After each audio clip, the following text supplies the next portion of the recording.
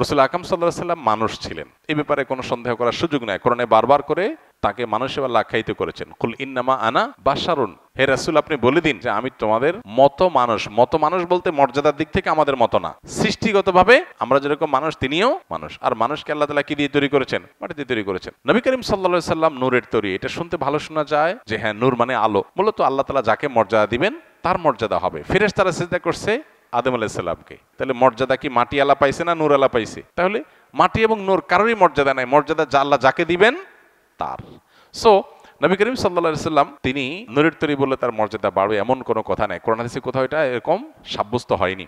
হ্যাঁ, বিভিন্ন হাদিসে আসছে তাকে নূর আখ্যায়িত করা হয়েছে। কোরআন আল্লাহ বলেছেন তোমাদের জন্য আল্লাহর পক্ষ থেকে নূর আসছে। এখানে নূর বলতে আলো। নবী সাল্লাল্লাহু আলাইহি সাল্লাম তার কাজ হলো আলো বিতরণ করা, হেদায়েত বিতরণ করা, তার কাজটাকে আলো বলা হচ্ছে। বাকি তার বডিটাই আলো তৈরি, এরকম কোনো বিষয় কোরআন বা হাদিস দ্বারা আলোকে সাব্যস্ত নয়।